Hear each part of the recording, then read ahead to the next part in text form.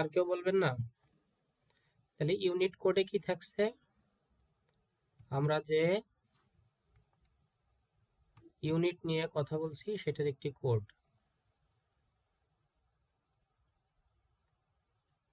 আর unit টাইটেলটা কি? Unit টাইটেলটা হচ্ছে আমার ইউনিট অফ কম্পিটেন্সির শিরোনাম বা নাম।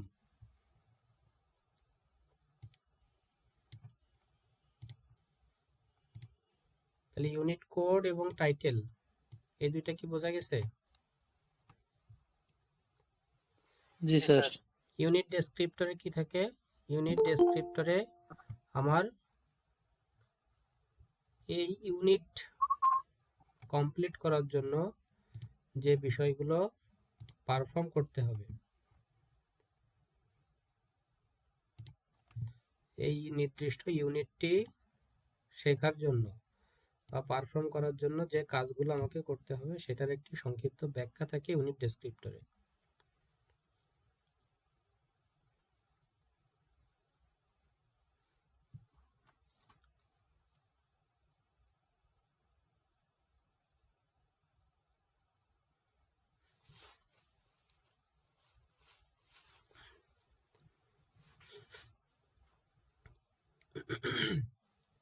এটা হচ্ছে একটা কমপ্লিট পারফরমেন্স, কমপ্লিট জব। কোনটা? এই যে perform hair removing, perform hair removing এটি হচ্ছে একটা কমপ্লিট জব।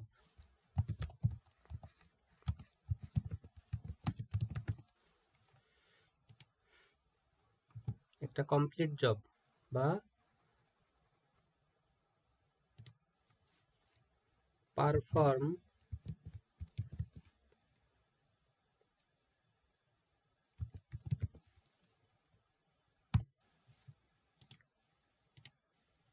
একটা পারফর্মেবল জব বা একটা কমপ্লিট জব। এখন এই পারফর্মেবল জব বা ইউনিট অফ কম্পিটেন্সি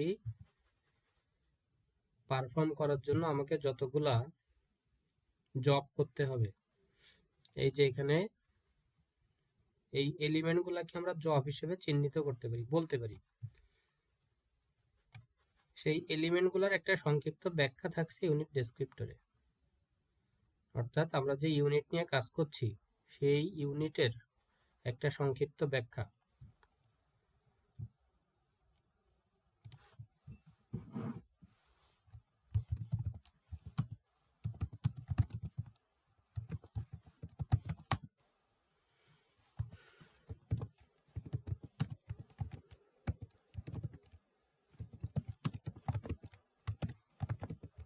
সংক্ষিপ্ত ব্যাখ্যা, ইউনিট অফ কম্পিটেন্সি এর সংক্ষিপ্ত ব্যাখ্যা, সেটাই হচ্ছে আমার ইউনিট ডেসক্রিপ্টর।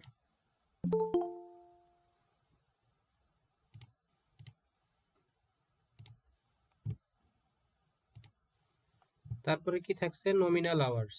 নমিনাল আওয়ার্সে এই ইউনিট শিখতে আমার কত সময় লাগবে সেটা বলা থাকছে। এলিমেন্ট অফ কম্পিটেন্সি, আমার এই কম্পিটেন্সি, কম্পিটেন্সি মানে কি? সক্ষমতা। এই ইউনিট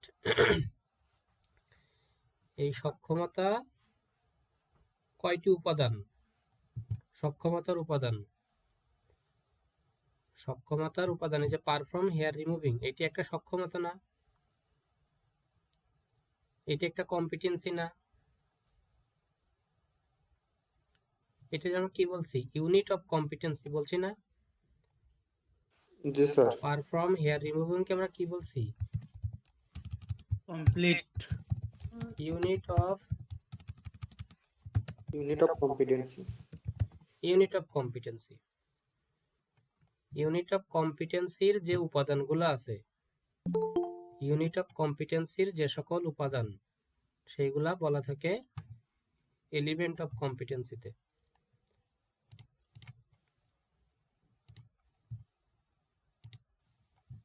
ইউনিট অফ কম্পিটেন্সির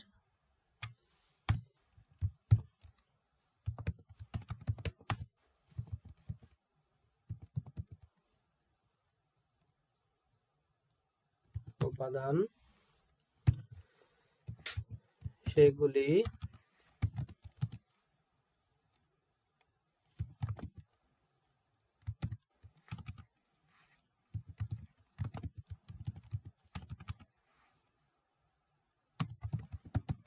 ব্যাখ্যা থেকে এলিমেন্টে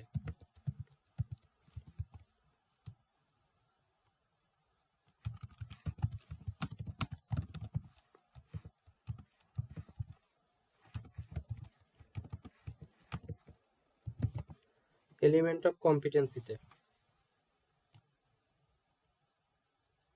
ইউনিট অফ কম্পিটেন্সির যে উপাদান সেগুলির ব্যাখ্যা থাকে এলিমেন্ট অফ কম্পিটেন্সিতে। জয় কি কি এলিমেন্ট আমাকে করলে আমার এই ইউনিটটি কভার করবে।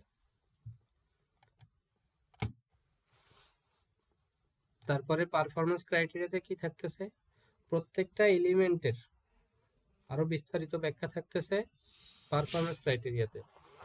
প্রত্যেকটা এলিমেন্টের আরো বিস্তারিত ব্যাখ্যা থাকছে পারফরম্যান্স ক্রাইটেরিয়াতে।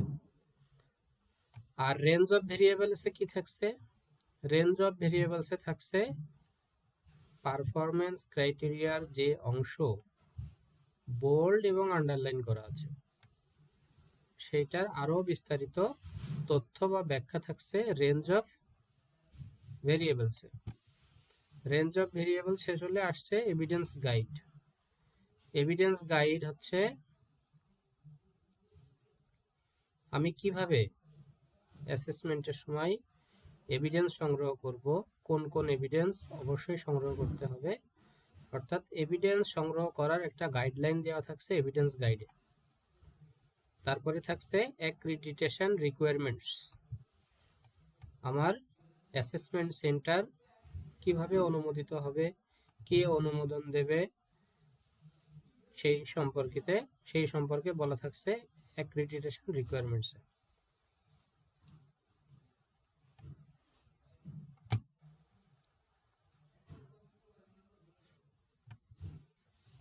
আচ্ছা, আর কোনো সমস্যা আছে কি?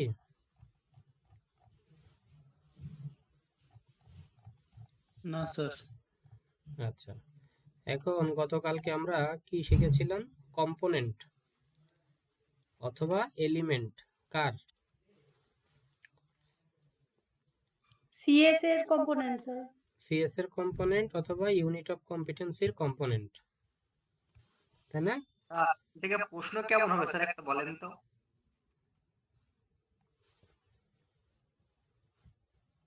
প্রশ্ন কেমন হবে, প্রশ্ন হবে যদি এমসিকিউ দেয়, এমসিকিউতে প্রশ্ন দিবে যে নিচের কোনটি সিএস এর কম্পোনেন্ট, নিচের কোনটি সিএস এর কম্পোনেন্ট, এরকম দিতে পারে, দিয়ে 4টে অপশন দেবে। আর যদি শর্ট কোশ্চেন দেয়, এক কথায় উত্তর লিখতে হবে, তখন বলবে ইউনিট অফ কম্পিটেন্সির কম্পোনেন্টগুলি লিখুন, ইউনিট অফ কম্পিটেন্সির কম্পোনেন্টগুলি লিখুন। তখন কি স্যার আপনি যে নয়টা পয়েন্ট শুধু লিখবো? হ্যাঁ, 9টা পয়েন্ট লিখতে হবে তখন। আর ওনার এই 9টা পয়েন্টের যে ব্যাখ্যা এগুলো তো লেখা লাগবে না? না, ব্যাখ্যা লেখা লাগবে না। যদি ব্যাখ্যা লিখতে বলে তাহলে লিখতে হবে, লিখতে বললে লিখতে হবে। তবে ব্যাখ্যা লেখার মতো জায়গা সাধারণত খাতায় থাকে না।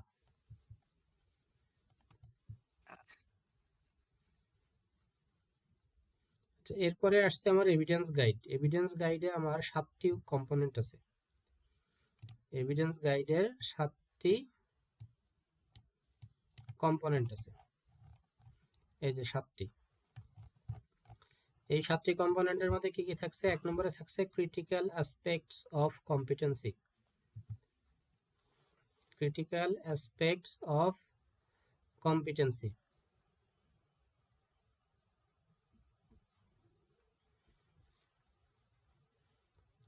অর্থাৎ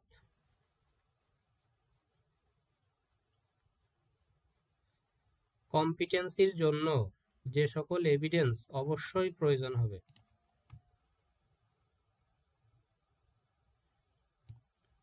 as a required evidence কিসের জন্য? অ্যাসেসমেন্টের জন্য। অ্যাসেসমেন্টের জন্য এভিডেন্স আমরা, আচ্ছা একজন অ্যাসেসর, মনে করেন আপনি অ্যাসেসর, নিজের অ্যাসেসর হিসেবে ভাবেন, চিন্তা করেন আপনি অ্যাসেসমেন্ট নিতে গিয়েছেন, আপনি কোনো একটা জায়গায় অ্যাসেসমেন্ট নিতে গেছেন। অ্যাসেসমেন্ট নিতে গেলে আপনি সেখানে মূল উদ্দেশ্য কি আপনার?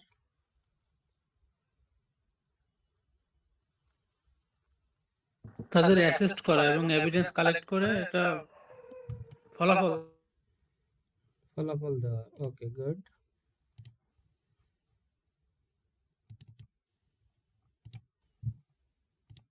আমরা একটু অ্যাসেসমেন্টের ডেফিনিশনটা একটু দেখি।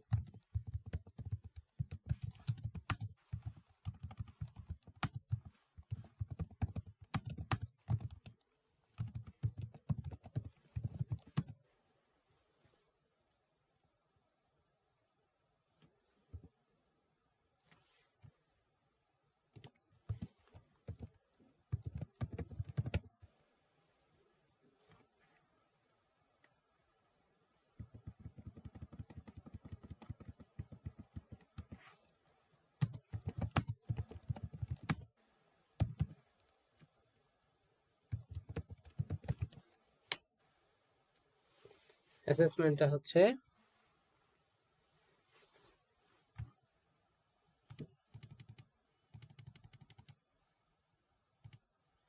assessment is the process of collecting evidence and making judgment. খাতায় লিখে নিতে পারেন। What is assessment? সেটা।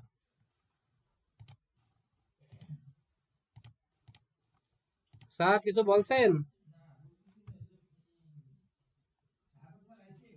না, আসে নাই sir.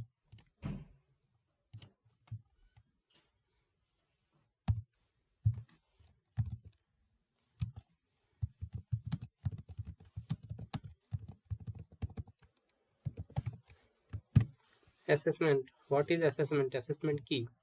Assessment is the process of collecting evidence and making judgment. এখানে আরেকটু কথা আছে, সেটা এখন আর বলবো না, পরে বলবো। আর দুইটা ওয়ার্ড আছে।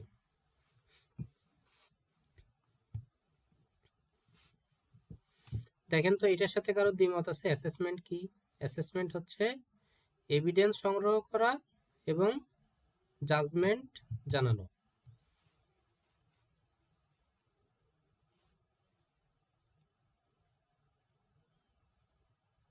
দেখেন তো সবাই কি এটার সাথে আপনি একমত কিনা? অ্যাসেসমেন্ট হচ্ছে কি? এভিডেন্স সংগ্রহ করা এবং সিদ্ধান্ত জানানো।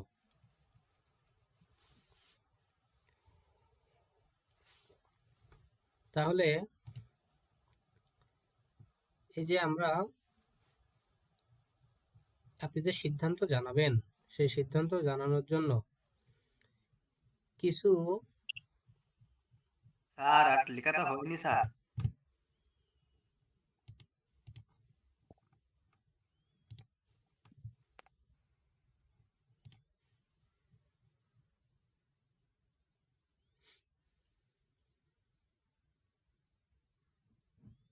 জি স্যার, হয়েছে স্যার। অ্যাসেসমেন্টের আপনি যে সিদ্ধান্ত জানাবেন, সিদ্ধান্ত জানাতে গেলে কিছু প্রমাণ অবশ্যই হাতে থাকতে হয়। আমরা শুনেছি না চাক্ষুষ প্রমাণ? শুনেছি এরকম শব্দ?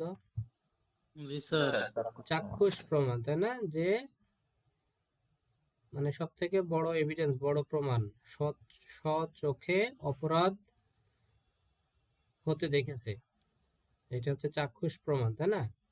তো অ্যাসেসমেন্টে যেহেতু এভিডেন্স সংগ্রহ করা হয়, এরকম কিছু এভিডেন্স আছে যেটা কালেক্ট না করলে আপনি সিদ্ধান্ত জানাতেই পারবেন না। সেটাই হচ্ছে ক্রিটিক্যাল অ্যাসপেক্ট অফ কম্পিটেন্সি। অর্থাৎ যেই কম্পিটেন্সি একজন ক্যান্ডিডেটের অবশ্যই অর্জন করতে হবে, যে সক্ষমতা একজন ক্যান্ডিডেটের অবশ্যই অর্জন করতে হবে, সেটা হচ্ছে critical aspects of competency.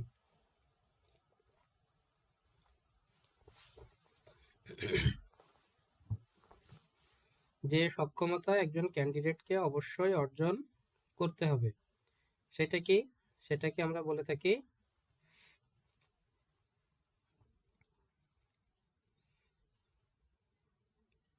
Critical aspects of competency.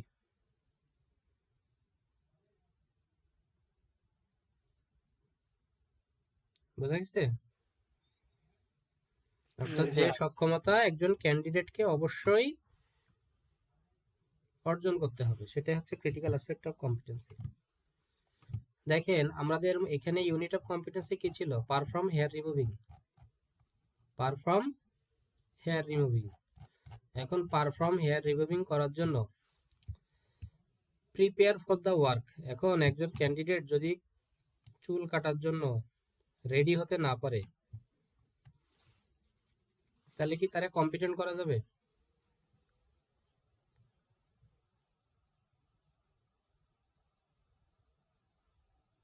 Sir না, তাকে কম্পিটিট করা যাবে না। আরো সহজ করে বলি, মনে করেন আপনারা অ্যাসেসমেন্ট নিতে গেছেন কুকিং রান্না বাড়ার একটা অ্যাসেসমেন্ট নিতে গেছেন। এখন অ্যাসেসমেন্ট নিতে গিয়ে আপনি দেখলেন যে একজন ক্যান্ডিডেট সে চুলা জ্বালাতে পারছে না, তাহলে আপনার কি আর যাচাই বাছাই করার দরকার আছে তার রান্নার স্বাদ হবে কি হবে না? না স্যার, আর যাচাই করার দরকার নেই স্যার। দরকার নেই, কারণ চুলা জ্বালাতে যে পারবে না তার আর অ্যাসেসমেন্ট দেওয়ার বা তার যাচাই বাছাইয়ের আর কোনো দরকার নাই, তাই তো? একজন মনে করেন কম্পিউটারের অ্যাসেসমেন্ট দিচ্ছে একজন ক্যান্ডিডেট, আপনি গেছেন অ্যাসেসর হিসেবে অ্যাসেসমেন্ট নিতে। তার কাজটা হচ্ছে একটা সিভি তৈরি করা, কিন্তু সে কম্পিউটারই অন করতে পারতেছে না, তাহলে তার আর যাচাই বাছাই করার দরকার আছে সে সিভি তৈরি করতে পারবে কি পারবে না?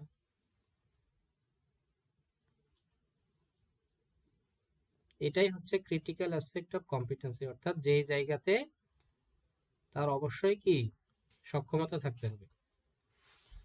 এই যে prepare for the work, prepare client for hair removing, তারপর perform threading, perform waxing, clean client and work place, এই 5টা বিষয় তাকে অবশ্যই করতে পারতে হবে। এটা হচ্ছে ক্রিটিক্যাল অ্যাসপেক্ট অফ কম্পিটেন্সি। এই 5টার কোনো একটি বাদ দিলে তাকে আর কম্পিটেন্ট ঘোষণা করা যাবে না। এই 5টা কাজ তাকে অবশ্যই কি করতে হবে? সম্পন্ন করতে হবে। এই 5টাই হচ্ছে ক্রিটিক্যাল অ্যাসপেক্ট অফ কম্পিটেন্সি। তাহলে এভিডেন্স গাইডের 1 নম্বরে কি ছিল? Critical aspect of competency. তাহলে ক্রিটিক্যাল অ্যাসপেক্ট অফ কম্পিটেন্সি আমরা কি বুঝতে পারলাম? জি স্যার। জি স্যার। তাহলে যেই হচ্ছে অবশ্যই সক্ষমতা না থাকলে কাউকে কম্পিটেন্ট করা যাবে না, সেটাই হচ্ছে ক্রিটিক্যাল অ্যাসপেক্ট অফ কম্পিটেন্সি। এইভাবেও বলতে পারেন, অথবা যে কম্পিটেন্ট হওয়ার জন্য একজন ক্যান্ডিডেটকে যে কাজগুলো অবশ্যই পারফর্ম করতে হবে, কম্পিটেন্ট হওয়ার জন্য একজন ক্যান্ডিডেটকে যে কাজগুলো অবশ্যই পারফর্ম করতে পারতে হবে, সেটাই হচ্ছে ক্রিটিক্যাল অ্যাসপেক্ট অফ কম্পিটেন্সি। এবার তাহলে পরেরটা আসবো, এখানে আসেন আসবো স্যার। আন্ডারপিনিং নলেজ। আন্ডারপিনিং নলেজটা কি? আন্ডারপিনিং নলেজটা হচ্ছে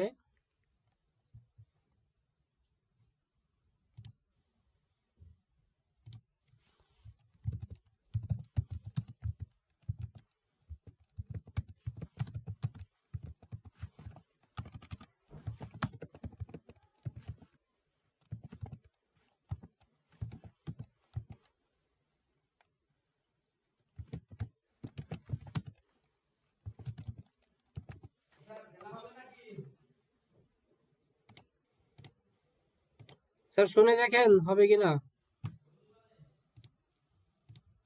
which knowledge is very essential two perform a job.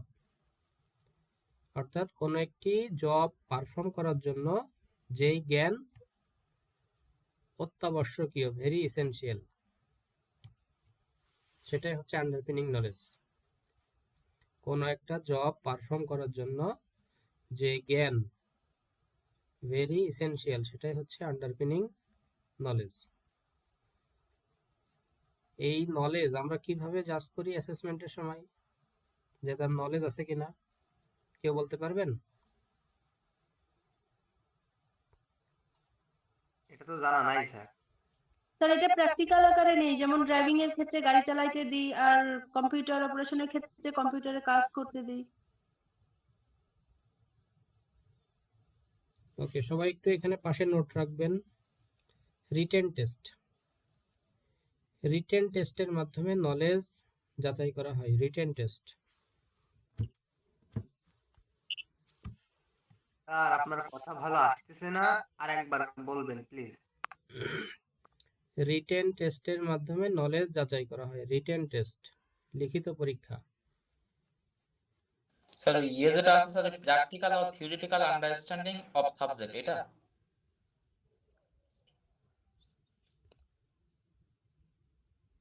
ওইটা মানে বুঝতে পারিনি, আমি আবার বলেন। যে নলেজ টেস্টের জন্য practical or theoretical understanding of subject, ওই যে ইসে ছিল পড়ছিলাম স্যার, হ্যাঁ হ্যাঁ, ওইটা। Knowledge duty. হুম, ওইটা। তবে ওই নলেজ যাচাই করা হয় রিটেন টেস্টের মাধ্যমে। রিটেন নলেজ, ক্যান্ডিডেটের নলেজ আছে কিনা সেটা যাচাই করা হয় রিটেন টেস্টের মাধ্যমে। তাহলে আন্ডারপিনিং নলেজ হচ্ছে which knowledge is very essential to perform a job. কোন একটা জব করার জন্য যেই জ্ঞানটা তার অত্যাবশ্যকীয়, সেটাই হচ্ছে আন্ডারপিনিং নলেজ। যেমন ওয়াশ প্রসিডিউর, স্বাস্থ্য সম্পর্কে তার জ্ঞান থাকতে হবে। কমিউনিকেট উইথ ক্লায়েন্টস, ক্লায়েন্টসের সাথে সে কিভাবে কথাবার্তা বলবে সেই জ্ঞান তার থাকতে হবে। Personal hygiene and well grooming, ব্যক্তি যে কি হাইজিন মানে কি বলছিলাম কালকে?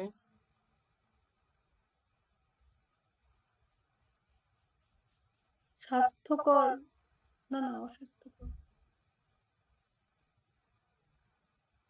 স্বাস্থ্য সুরক্ষা হতে পারে স্যার। স্বাস্থ্যসম্মত বা স্বাস্থ্যকর এরকম আপনি কিছু। এভাবে বলছিলেন যে সেভ করার আগে সে একটা ওই যে ইয়েগুলো ব্যবহার করে, এগুলো ব্যবহার করছে কিনা, এগুলো বা হাতে হ্যান্ড গ্লাভস পরছে কিনা।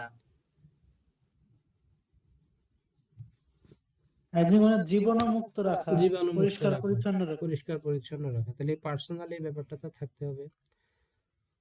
পার্সোনাল অ্যাক্সেসরিজ, পার্সোনাল অ্যাক্সেসরিজ কিভাবে মেনটেন করবে সেটা থাকতে হবে। পার্সোনাল অ্যাক্সেসরিজ কোনটা? দেখা যাচ্ছে একজন মহিলা চুল কাটাতে গেছে, এখন মহিলাদের তো অনেক সময় অর্নামেন্টস পরা থাকে, তাই না? বা অনেক সময় তার মোবাইল আছে, ব্যাগ আছে। তাহলে একজন ক্লায়েন্টের যে মোবাইল ফোন বা তার ওয়ালেট, মানি ব্যাগ, এইগুলা সে কিভাবে সংরক্ষণ করবে সেই জ্ঞান তার থাকতে হবে। এইগুলাই আর কি আন্ডারপিনিং নলেজ। যে টাইপ অফ ম্যাটেরিয়ালস, কোন কোন ম্যাটেরিয়ালস সে ব্যবহার করবে, অ্যাপ্লিকেশন অফ ম্যাটেরিয়ালস, কখন কোন ম্যাটেরিয়ালস ব্যবহার করতে হবে, কোন ম্যাটেরিয়ালসের কি কাজ, সেফটি অফ সার্ভিস প্রসেস, তার কাজের প্রসেসের যে সেফটিগুলো আছে সেগুলো জানতে হবে। তাহলে আন্ডারপিনিং নলেজ হচ্ছে which knowledge is very essential to perform a job.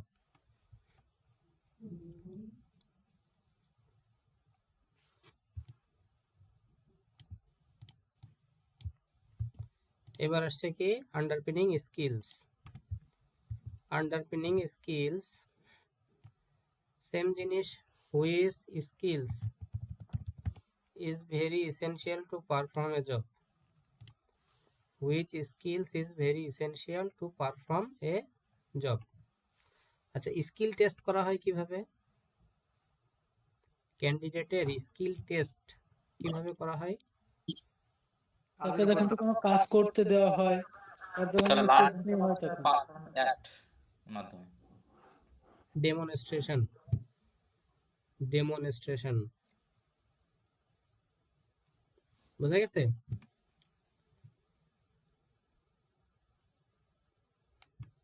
শুনতে পেরেছেন? জি স্যার। জি স্যার। আচ্ছা, তাহলে এই তিনটা কি বোঝা গেছে? Critical aspect of competency, আন্ডারপিনিং knowledge, আন্ডারপিনিং skill. Sir এই যে আন্ডারপিনিং স্কিল এটা তো বুঝি নাই স্যার। আন্ডারপিনিং নলেজ কি বুঝেছেন? না স্যার এটা বুঝি নাই।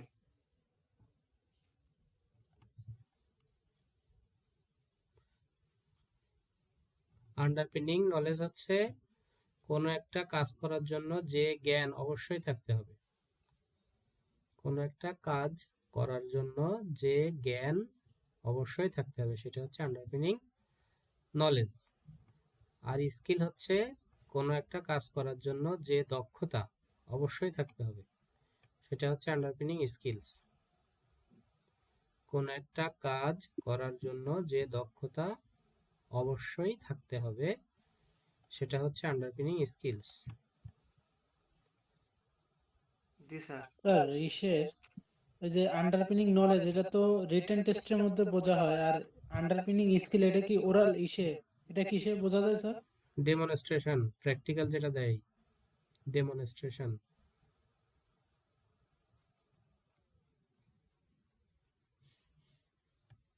আমাদের অ্যাসেসমেন্টে তিনটা পদ্ধতিতে এভিডেন্স কালেক্ট করা হয়।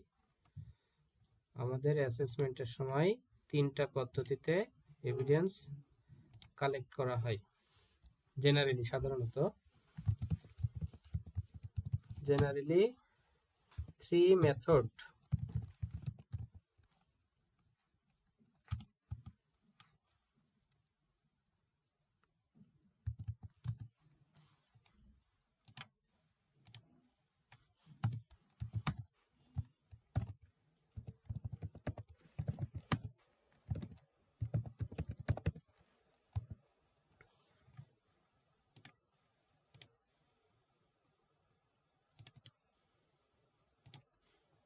এক নাম্বার হচ্ছে রিটেন টেস্ট, 2 হচ্ছে ডেমনস্ট্রেশন, 3 নাম্বার হচ্ছে ওরাল টেস্ট। রিটেন টেস্ট সবাই তো বুঝতে পেরেছেন কোনটা, তাই না? রেসপন্স করতে হবে দ্রুত। জি স্যার বুঝছি। বুঝতে পারছি স্যার, রিটেন টেস্ট কোনটা?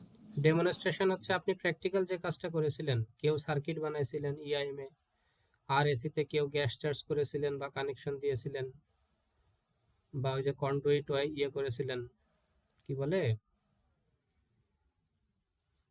কপার টিউব জয়েন করেছিলেন, ড্রাইভিং এ যারা গাড়ি চালায় দেখেছিলেন, গ্রাফিক্সের যারা আছেন তারা ওই যে ডিজাইন তৈরি করেছিলেন, এগুলো হচ্ছে ডেমনস্ট্রেশন। ডেমনস্ট্রেশনের পরে একটা ওরাল টেস্ট নেওয়া হয়েছিল। তাহলে জেনারেলি এই তিনটা পদ্ধতিতে, আমি কিন্তু জেনারেলি বলেছি, সাধারণত, এর বাইরে কিন্তু আরো পদ্ধতি আছে, এভিডেন্স কালেক্ট করার আরো পদ্ধতি আছে, তবে সাধারণত এই 3 পদ্ধতির সাথে আমরা অভ্যস্ত। কি বলেছি আমার কথা বোঝা গেছে এখানে? জি স্যার। পরে আবার কেউ বলেন না যে সালেকিন স্যার বলছে যে এভিডেন্স কালেক্ট করার পদ্ধতি এই 3টাই, এটা কিন্তু কেউ বলেন না। জেনারেলি 3টা পদ্ধতির সাথে আমরা অভ্যস্ত, তবে আরো পদ্ধতি আছে, সেটা আমরা দেখব।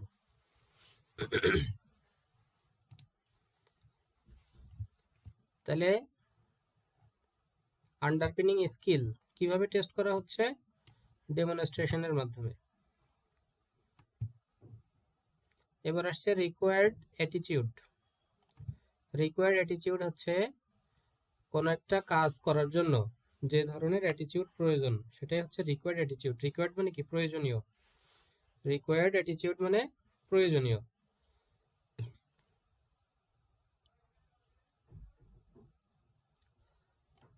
যেমন এই যে এখানে কিছু বিষয় বলা আছে, communicate two occupational health and safety, অর্থাৎ আপনি যে পিপি পরে কাজ করা দরকার সেই পিপি পড়তেছেন কিনা, যেভাবে আপনার নিজের স্বাস্থ্য ক্লায়েন্টের স্বাস্থ্য সুরক্ষা দেওয়া উচিত সেভাবে দিচ্ছেন কিনা। তারপর sincere and honest to duties, দায়িত্বের ক্ষেত্রে আপনি অনেস্ট কিনা, সিনসিয়ার কিনা, এইগুলাই হচ্ছে আপনার অ্যাটিটিউডের মধ্যে পড়ে। এরপরে আসছে রিসোর্স ইমপ্লিকেশনস। রিসোর্স ইমপ্লিকেশনস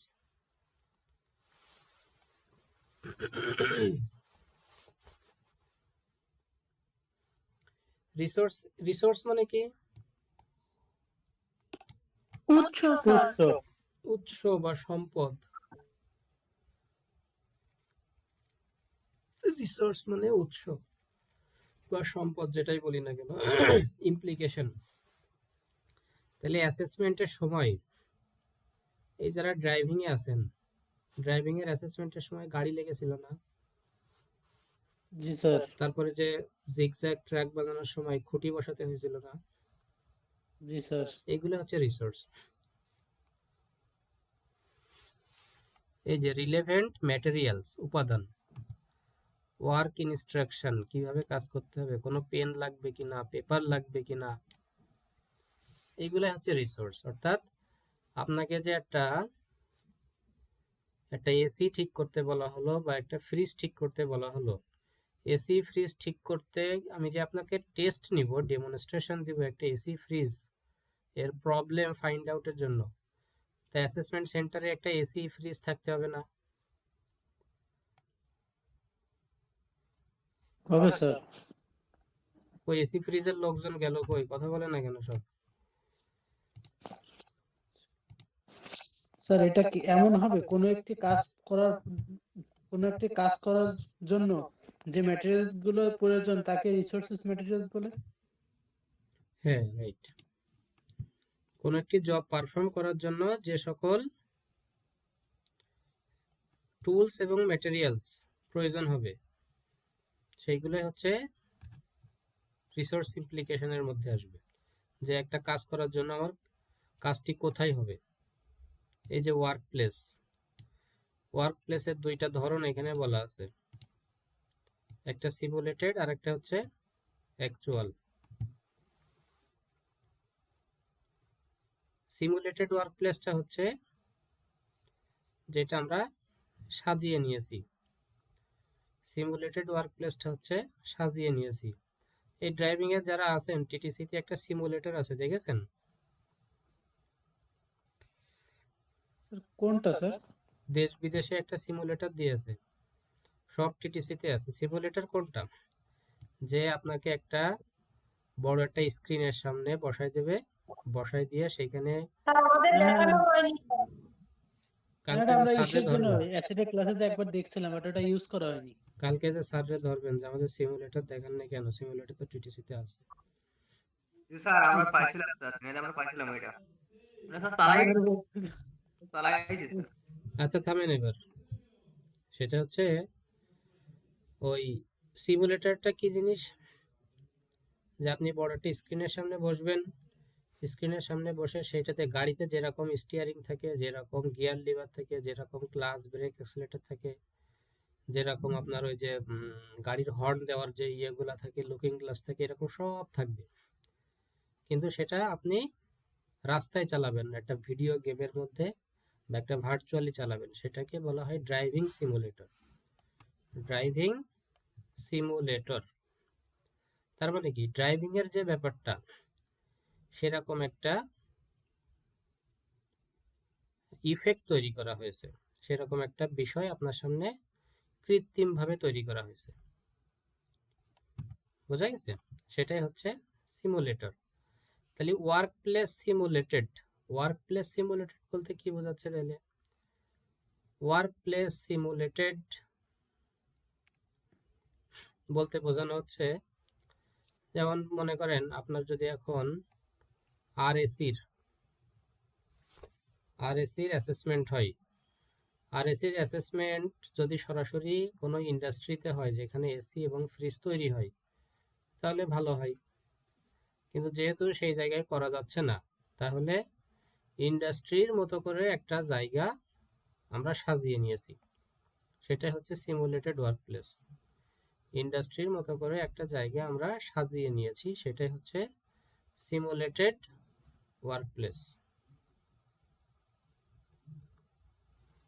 আর অ্যাকচুয়াল মানে প্রকৃতপক্ষে যদি কোনো অ্যাসেসমেন্ট রিয়েল ওয়ার্কপ্লেসে হয়, অ্যাকচুয়াল ওয়ার্কপ্লেসে হয়, কোনটা যে সরাসরি ইন্ডাস্ট্রির মধ্যেই হচ্ছে, সরাসরি ইন্ডাস্ট্রির মধ্যেই হচ্ছে। যেমন মনে করেন এই যে ইলেকট্রিক্যালের যে কাজগুলা, ইআইএম এর যে ইয়েগুলা, সার্কিট তৈরি, এখন মনে করেন 10 তলা একটা বিল্ডিং এর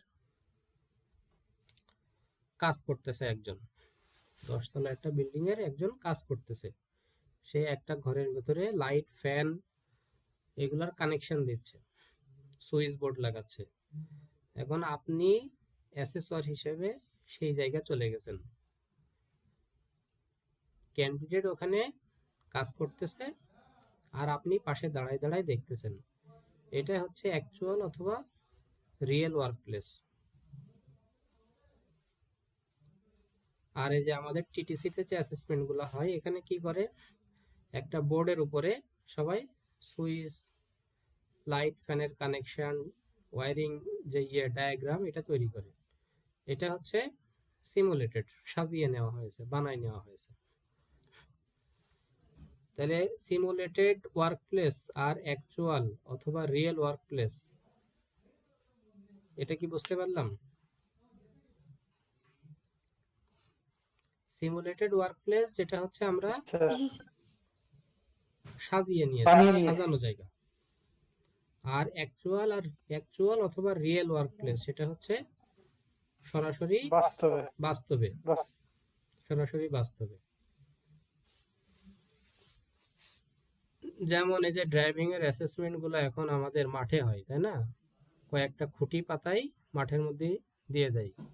এই অ্যাসেসমেন্ট গুলো আগামীতে এইভাবে আর হবে না, একেবারে সরাসরি রোডে গাড়ি চালাই দেখাতে হবে, 1 গিয়ার থেকে 4th গিয়ারে তাকে গাড়ি চালাই দেখাতে হবে, অ্যাকচুয়াল ওয়ার্কপ্লেসে হবে তখন।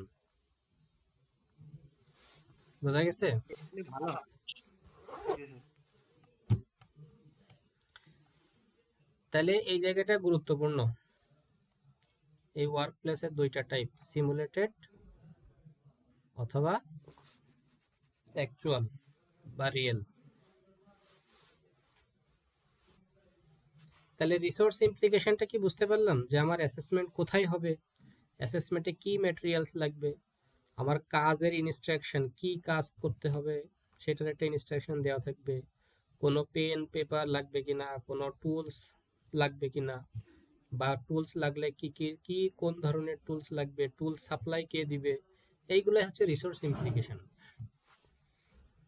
অর্থাৎ আমার যত ধরনের টুলস, ইকুইপমেন্ট, ম্যাটেরিয়ালস লাগবে সেই সম্পর্কে বিস্তারিত বলা থাকবে। এরপরে আসছে মেথড অফ অ্যাসেসমেন্ট।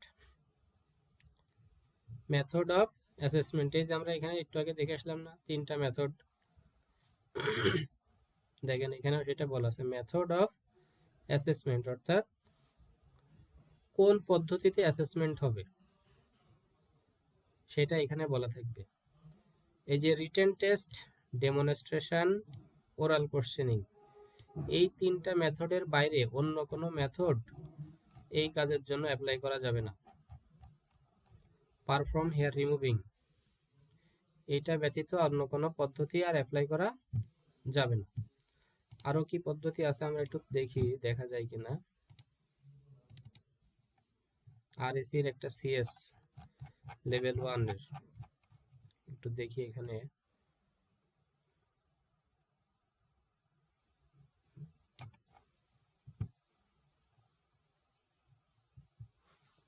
এই যে এখানে দেখেন বলা আছে method of assessment, written, demo, oral, portfolio. দেখছেন?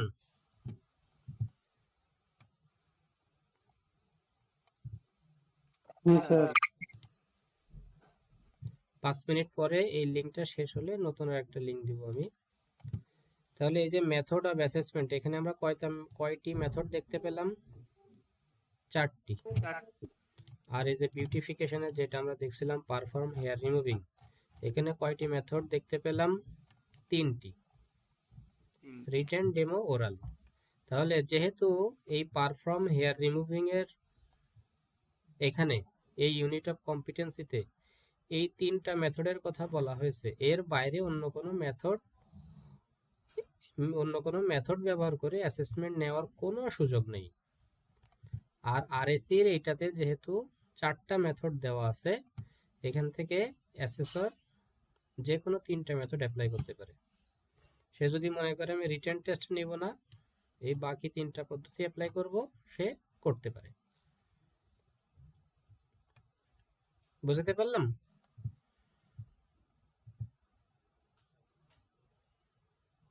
জি স্যার তাহলে আপনি কোন পদ্ধতিতে অ্যাসেসমেন্ট নেবেন সেটা কোথায় বলা থাকতেছে? মেথড অফ অ্যাসেসমেন্ট সিএস এর মেথড অফ অ্যাসেসমেন্টে। ঠিক আছে? জি স্যার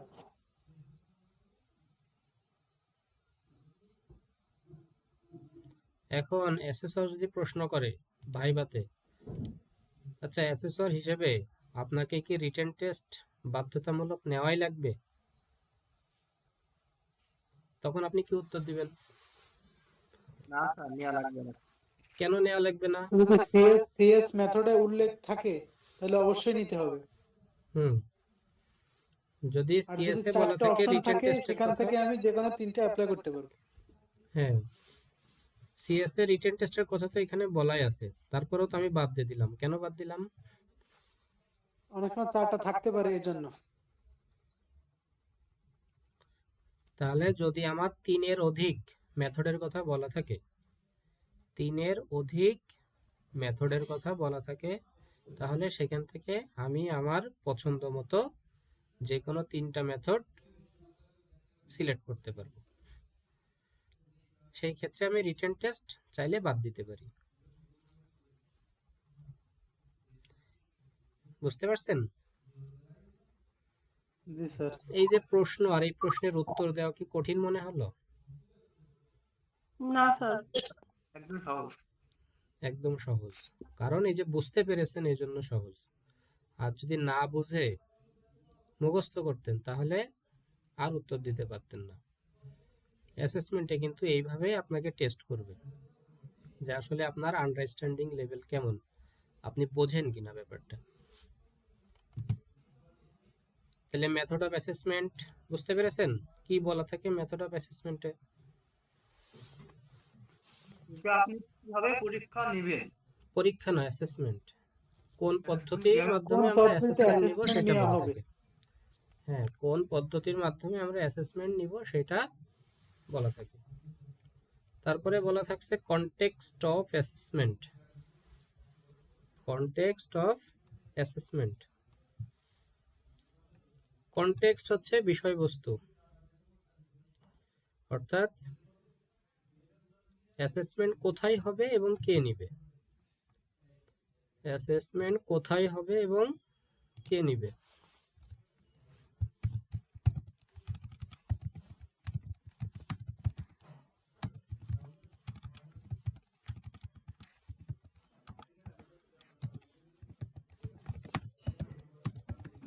স্যার নতুন একটা লিঙ্ক দিয়ে দেন স্যার, এটা সময় নেই।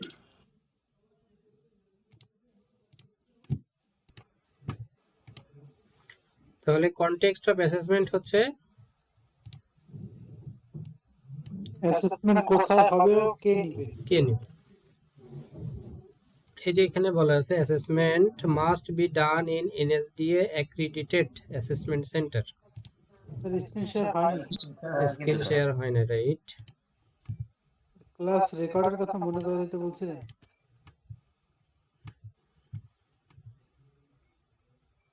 এখন দেখা যাচ্ছে স্ক্রিন? এই যে এখানে বলা আছে assessment must be done in NSDA accredited assessment centre. অর্থাৎ এনএসডিএ কর্তৃক অনুমোদিত অ্যাসেসমেন্ট সেন্টারে হতে হবে। এনএসডিএ কর্তৃক অনুমোদিত অ্যাসেসমেন্ট সেন্টারে হতে হবে। আপনার আমার যে কোনো পছন্দের মতো জায়গা হইলেই চলবে না, সেইটার অ্যাসেসমেন্ট এই এনএসডিএ কর্তৃক অনুমোদন থাকতে হবে। তারপরে এখানে বলছে assessment should be done by কার মাধ্যমে? এনএসডিএ সার্টিফাইড অথবা নমিনেটেড অ্যাসেসর। এনএসডিএ সার্টিফাইড অথবা নমিনেটেড অ্যাসেসর, দুইটা শব্দ, একটা হচ্ছে সার্টিফাইড আর একটা হচ্ছে নমিনেটেড। সার্টিফাইড হচ্ছে যে এনএসডিএ থেকে সার্টিফিকেট অর্জন করেছে এমন ব্যক্তি, আর নমিনেটেড হচ্ছে এনএসডিএ থেকে সে সার্টিফিকেট অর্জন করেনি কিন্তু এনএসডিএ তাকে মনোনয়ন দিয়েছে, এনএসডিএ তাকে পারমিশন দিয়েছে, সেই হচ্ছে নমিনেটেড।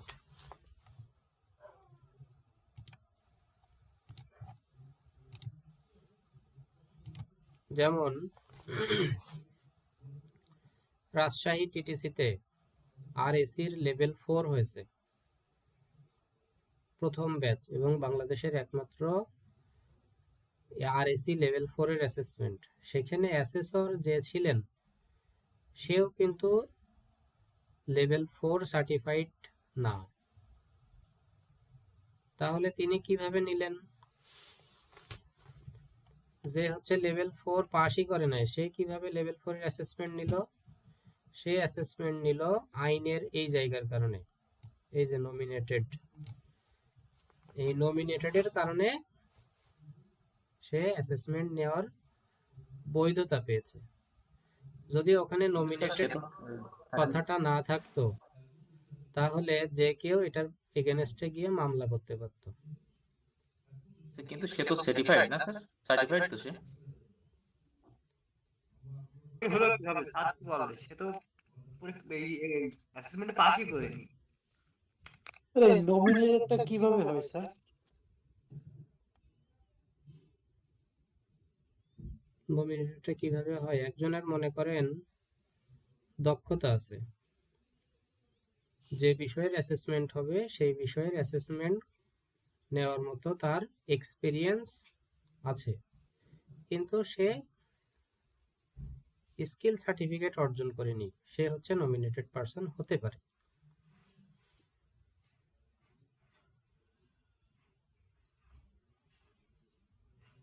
নমিনেটেডটা কি এনএসডিএ থেকেই হয় নাকি অন্য কোনো ভাবে?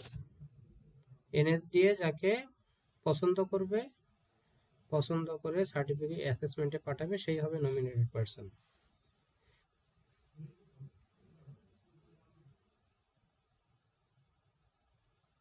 তাহলে সার্টিফাইড আর নমিনেটেড এই জায়গা নিয়ে কারোর কোনো কথা আছে কিনা? না স্যার, বুঝতে পারছি। স্যার আমাদের যে লেভেল 4 এর অ্যাসেসমেন্টটা হবে এটা কি লেভেল 4 এর অ্যাসেসমেন্ট অ্যাসেসর আসবে নাকি লেভেল 5 এর? সাধারণত লেভেল 5 সার্টিফাইড অ্যাসেসর আসবে, তবে লেভেল 4 এর অ্যাসেসরও পাঠাইতে পারে।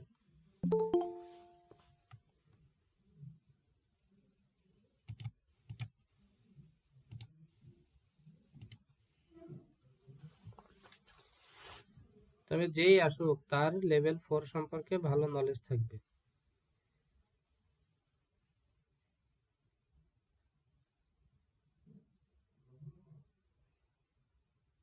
বোঝা গেছে? স্যার আমরা লেভেল 4 কমপ্লিট করলে সেক্ষেত্রে কি আমরা লেভেল 3 এর অ্যাসেসমেন্ট নিতে যেতে পারবো না লেভেল 4 এর উপর? না আমাদের এক্সপেরিয়েন্স গেদার করতে হবে তারপরে পরে পারবো? গুড কোশ্চেন, ভালো প্রশ্ন একটা। এই যে লেভেল 4 যেটা করতেছেন এটা কোন ধরনের লেভেল সেটা আগে আমার প্রশ্ন। সিবিটিএ, সিবিটিএটা কি? সিবিটিএটা কি আর স্কিলটা কি? স্যার স্কিলটা আলাদা এবং সিবিটি সম্পূর্ণ আলাদা স্যার। সিবিটি তো competency based training trainer assessment. আমরা যে লেভেল গুলো বলে আসছি এগুলো হচ্ছে স্কিল স্যার।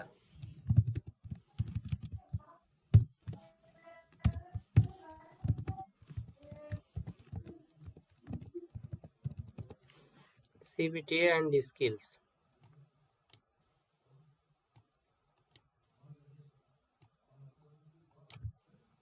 স্কিলস হচ্ছে কি অকুপেশন ভিত্তিক।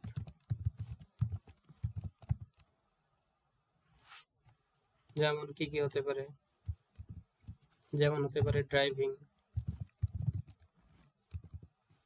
যেমন হতে পারে EIM, যেমন হতে পারে RAC, যেমন হতে পারে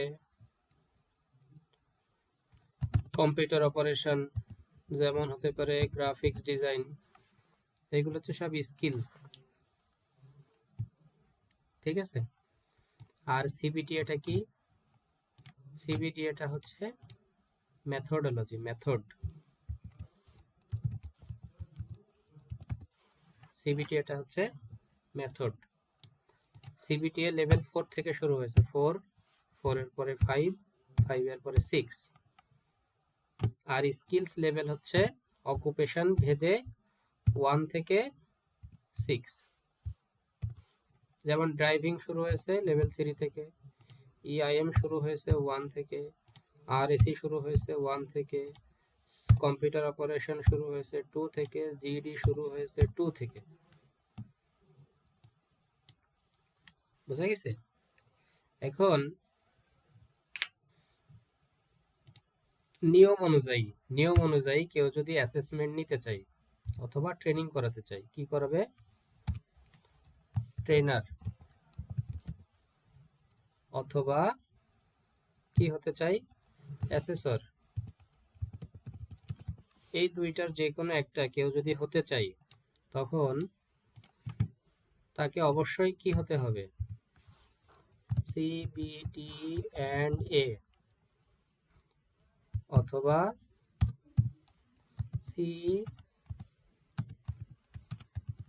CBA সার্টিফাইড হতে হবে, পাস করতে হবে।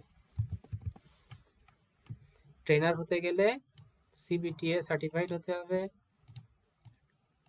আর হচ্ছে অ্যাসেসর হতে গেলে তাকে CBA সার্টিফাইড হতে হবে।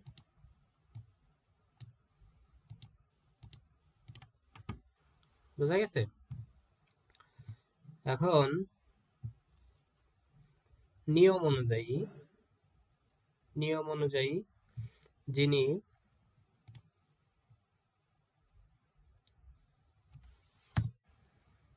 এখন মনে করেন আপনি হচ্ছে EIM লেভেল 1 এর অ্যাসেসর হবেন। EIM লেভেল 1 এর অ্যাসেসর হবেন। এখন আমাকে একটা কথা বলেন, কথাটা হচ্ছে আপনি মনে করেন স্কুলের টিচার হবেন, প্রাইমারি স্কুলের টিচার। প্রাইমারিতে কোন ক্লাস পর্যন্ত থাকে? ক্লাস 5 পর্যন্ত। ক্লাস 5 পর্যন্ত। এখন আপনি যদি ক্লাস 5 পাস করে ক্লাস 5 এর টিচার হতে চান, আপনাকে নিবে সরকার? না স্যার, নিবে না। বা আপনি মনে করেন ক্লাস 12 এর টিচার হতে চান, ক্লাস 12 মানে ইন্টারমিডিয়েট। এখন আপনি ইন্টারমিডিয়েট পাস করলে কি আপনাকে ইন্টারমিডিয়েটের টিচার হিসেবে সরকার নিবে? না স্যার, নিবে না। অবশ্যই তার থেকে বেশি ডিগ্রি থাকতে হবে, নাকি? জি স্যার, তার থেকে বেশি ডিগ্রি থাকতে হবে। এখানেও ঠিক তাই। আপনি যদি EIM লেভেল 1 এর অ্যাসেসর হতে চান, EIM লেভেল 1 এর যদি আপনি অ্যাসেসর হতে চান, তাহলে কমপক্ষে আপনার EIM লেভেল 2 থাকতে হবে। EIM লেভেল 2 থাকতে হবে। EIM লেভেল 2 থাকলে আপনি EIM লেভেল 1 এর ট্রেনার বা অ্যাসেসর হিসেবে কাজ করতে পারবেন। তবে শর্ত এই পাশে বলা আছে, ট্রেনার হতে গেলে CBTA পাস করতে হবে, আর শুধু অ্যাসেসর হতে গেলে CBA পাস করতে হবে। এইটা থাকার পরে যদি EIM লেভেল 2 থাকে, আপনি 1 এর অ্যাসেসর অথবা ট্রেনার হিসেবে কাজের সুযোগ পাবেন। এটা হচ্ছে নিয়মে বলা আছে এবং সেই দিকেই আস্তে আস্তে আগাচ্ছে।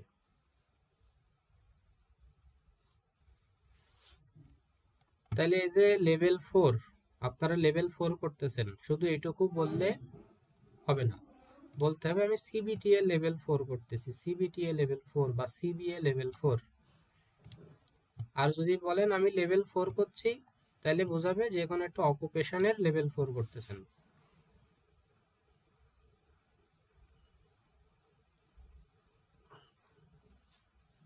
বোঝা গেছে কি তাইলে কি বলছি? আমরা এখান থেকে ইসে পাস করার পরে আমরা কি অ্যাসেসমেন্ট নিতে পারবো না? কারণ তো মনে করেন লেভেল 2 কমপ্লিট করছি রড বাইন্ডিং এ, সাপোজ আমি করছি লেভেল 2 কমপ্লিট করছি রড বাইন্ডিং এ, হুম, এখন আমার কি লেভেল 3 না কমপ্লিট করলে কি আমি 2 এর অ্যাসেসর হতে পারবো না? এটা নিয়মে বলা আছে, কিন্তু বর্তমানে এখনো ওইভাবে এই নিয়মটা প্রয়োগ করা হচ্ছে না। ঠিক আছে, নিয়মে ওইটা বলা আছে, আমি নিয়মের কথা বলতেছি আপনাকে, আইনের কথা বলতেছি।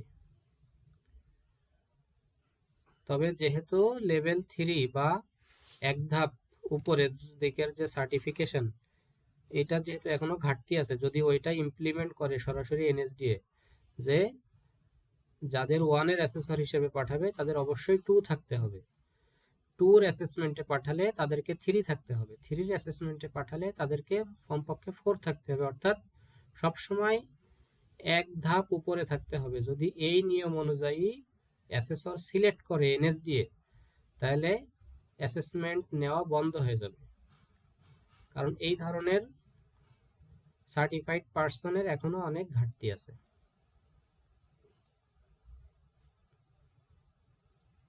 আমার কথা কি আপনারা বুঝতে পেরেছেন? জি জি স্যার। স্যার, বুঝতে পারছি। বুঝতে পারছি স্যার, তবে লেভেল বাড়াইতে হবে এটাই কথা স্যার। হ্যাঁ, কথা একটাই, লেভেল বাড়াতে হবে। যদি সিবিটিএ সিস্টেমে ক্যারিয়ার ধরে রাখতে হয়, লেভেল বাড়াতে হবে।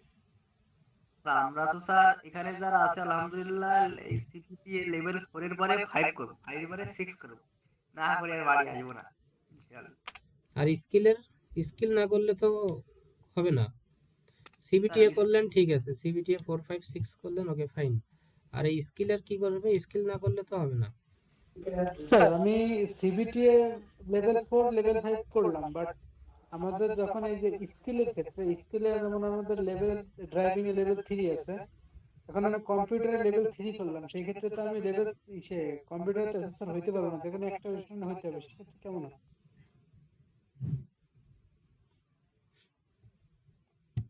এখন আপনার যদি দুইটা বিষয়ে অভিজ্ঞতা অর্জন করতে পারেন, অ্যাসেসর হতে গেলে 5 বছরের অভিজ্ঞতা লাগবে। অ্যাসেসর হিসেবে যখন আপনি আবেদন করবেন, তখন আপনার 5 বছরের অভিজ্ঞতা দেখাইতে হবে। তো একই সাথে আপনি কি ড্রাইভার এবং কম্পিউটার অপারেটর হিসেবে কোথাও চাকরির সুযোগ পাবেন? না স্যার।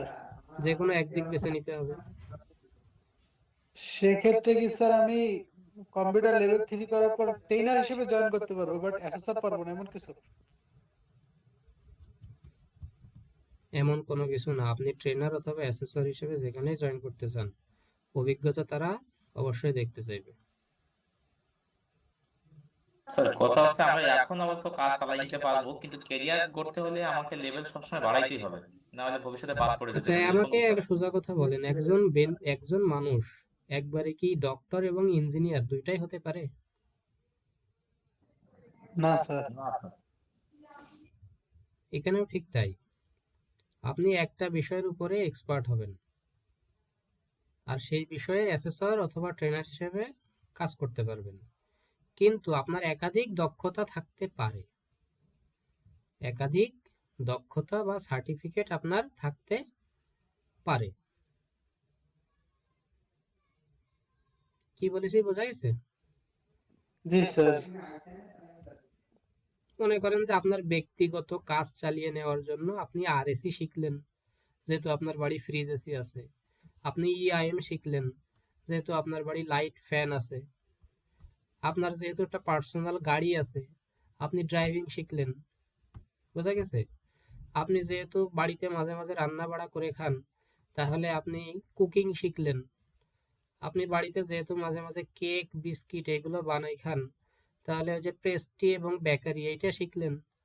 আপনার বাড়িতে যেহেতু আপনার দেখা যাচ্ছে ছোট বাচ্চা আছে, বৃদ্ধ মা বাবা থাকতে পারে, তাহলে আপনি কেয়ার গিভিং শিখলেন। বোঝা গেছে? এইভাবে আপনার স্কিল থাকতে পারে, কিন্তু তার মানে এই না যে আপনি কেয়ার গিভিং এ এক্সপার্ট। আপনি একসাথে এতগুলা অকুপেশনে এক্সপার্ট হতে পারবেন যে আপনাকে আমি অ্যাসেসমেন্টে পাঠাবো? না স্যার, সম্ভব না। যদি অ্যাসেসর হতে হয় বা ট্রেনার হতে হয়, আপনাকে একটা অকুপেশনে ফোকাস রাখতে হবে। আর নিজের সুবিধার জন্য, নিজে নিজের কাজ করতে পারার জন্য আপনি একাধিক স্কিল অর্জন করতে পারেন, সেটা আপনার একটা ব্যক্তিগত সাফল্য। কিন্তু প্রফেশনাল সাফল্যের জন্য একটা অকুপেশন বা সর্বোচ্চ 2টা অকুপেশন হতে পারে, এর বাইরে কখনোই সম্ভব না।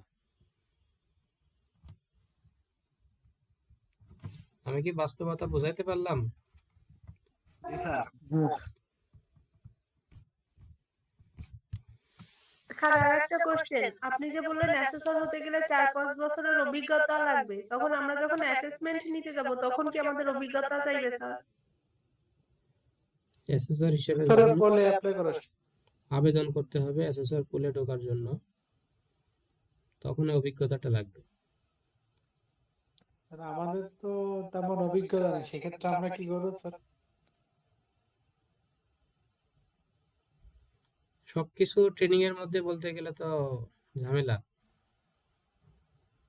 অভিজ্ঞতা অর্জন করতে হবে।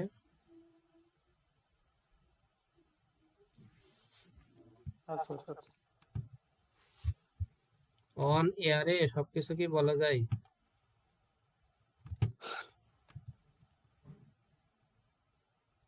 তাহলে এইখানে যে জটিলতা ছিল আমি বুঝলাম, এই জটিলতা কি এখন গেছে? জি স্যার, এখন ক্লিয়ার। আমিও যখন লেভেল 4 করতাম আমারও খুব মনে হতো আমি ড্রাইভিং এ অ্যাসেসমেন্ট নেব, কম্পিউটারে নেব, অটো মেকানিক্সে নেব, কিন্তু পরে আস্তে আস্তে বুঝতে পারলাম যে না, আমি একা এত বিষয়ে এক্সপার্ট হতে পারবো না, সুতরাং আমার এত চিন্তা করে লাভ নেই, যে কোনো একটা অথবা 2টা দিকে আমি এক্সপার্টিস অর্জন করি। সব থেকে ভালো হয় একটা বিষয় এক্সপার্টিস অর্জন করলে, তাহলে আমি সেখানে ক্যারিয়ার বিল্ড আপ হবে। হ্যাঁ বলেন স্যার। স্যার একটু প্রশ্ন ছিল একটা। বলেন। সেটা হলো, আপনি চাকরিটা কিভাবে পেলেন? আমি চাকরিটা কিভাবে পেলাম? জি স্যার। এই কথা আবার এখন শুনবেন? কে কে শুনতে চান?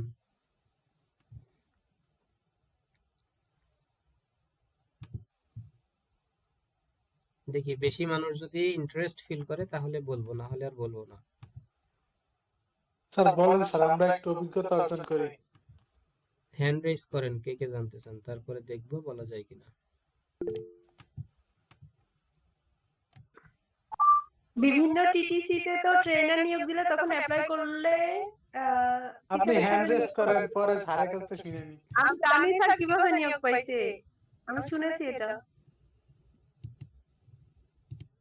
কার থেকে শুনেছো তুমি? স্যার একদিন আমাদের প্রিন্সিপাল স্যার বলেছিল, প্লাস আমার ভাবি কম্পিউটার অপারেশনে ক্লাস করার সময় আপনি বলেছিলেন, ভাবির কাছ থেকে শুনেছি।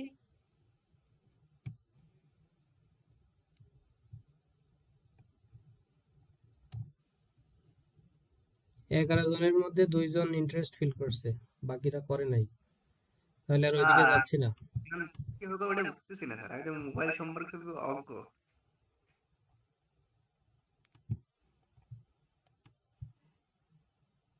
আচ্ছা এটা পরে এক সময় বলবো, কালকে ক্লাসের শুরুর দিকে মনে করেন, যখন লোকজন কম থাকবে তখন মনে করেন। জিয়া ভাইয়া 3টা ডটের অপশনে গিয়ে হ্যান্ড রাইজ করার অপশন আছে, আপনি 3টা ডটের অপশনে যান, ওখানে দেখেন হ্যান্ড রাইজ অপশন আছে। এটা ক্লাসের মধ্যে ফোন এখন এখানে না যাই।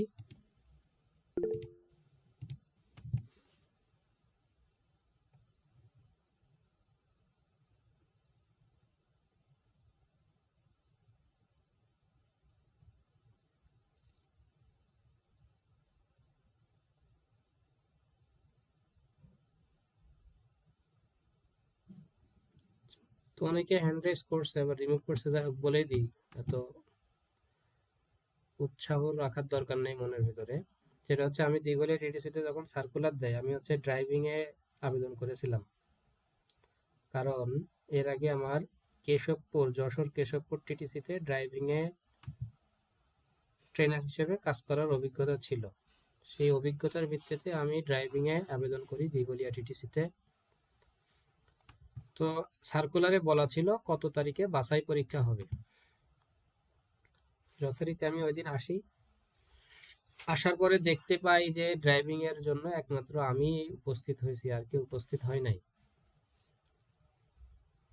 আর সেই মুহূর্তে আমি লেভেল 4 কম্পিটেন্ট হয়েছি, 2 থেকে 3 মাস হয়েছে। তো ওখানে হচ্ছে একটা সেশন প্ল্যান করতে দিছিল, রিটেন টেস্টে একটা সেশন প্ল্যান করতে দিছিল। সেশন প্ল্যানটা আমি করতে পেরেছিলাম। ওই নিয়োগ পরীক্ষার বোর্ডে খুলনার শাহজালাল পলিটেকনিক ইনস্টিটিউটের প্রিন্সিপাল ছিলেন মামুন স্যার। পরে আমি তার সম্পর্কে জানতে পেরেছি, আগে জানতাম না আমি যে উনি প্রিন্সিপাল। তো রিটেন টেস্ট হওয়ার পরে যথারীতি অপেক্ষা করতেছি ভাইবার জন্য। পরে মামুন স্যার আসছে, এসে মানে 2-1 কথাই উনি পরিচয় বললেন যে আমি এরকম শাহজালাল পলিটেকনিকের প্রিন্সিপাল। তখন জানতে পারলাম। তখন বলতেছে আপনার রিটেন কেমন হয়েছে? আমি বললাম ভালোই হয়েছে স্যার। তো বলছে আপনি সিবিটিএ করছেন? আমি বললাম জি স্যার।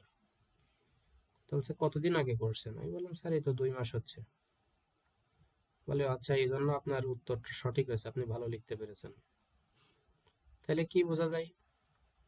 রিটেনে পাস নাকি? জি স্যার। স্যার ওই মামুন স্যারও হচ্ছে লেভেল 5 করা ছিল, সিবিটিএ লেভেল 5 করা।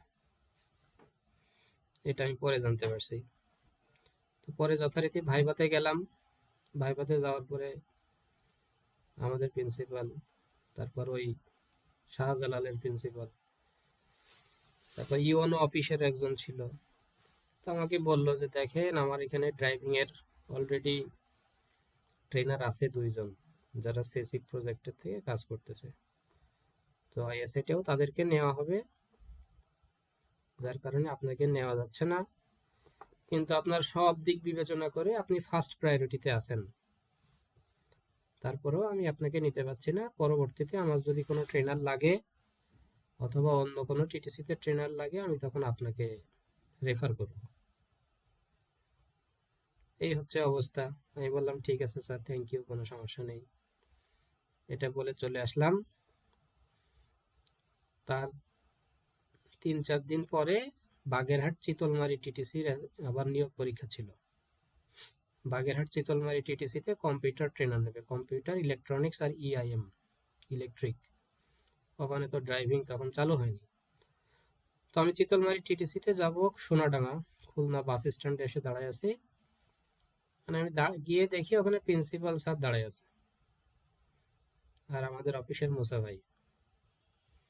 যে স্যাররে সালাম দিলাম, দিয়ে বললাম স্যার কেমন আছেন, চিনতে পেরেছেন আমাকে? তো বলতেছে হ্যাঁ, আপনি না ওখানে দিঘলিয়াতে গেছিলেন ড্রাইভিং এর জন্য? আমি বললাম জি স্যার। তো তারপরে বলতেছে মোটামুটি ঠিক আছে।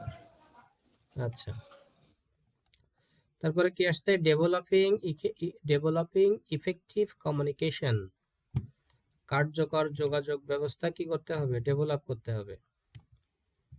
তারপর strategies to maintain client relationship, ক্লায়েন্টের সাথে সম্পর্ক ধরে রাখার কৌশল তৈরি করতে হবে। যেমন এই যে আপনি একটা হেল্প ডেস্ক, আমাদের টিটিসিতে যদি আমরা একটা হেল্প ডেস্ক করি, যেখানে আসলে সে সহজে সকল ধরনের তথ্য পেয়ে যাবে, তাহলে এটা একটা রিলেশনশিপ মেনটেন করার একটা পলিসি, একটা স্ট্র্যাটেজি, একটা কৌশল, তাই না? জি স্যার।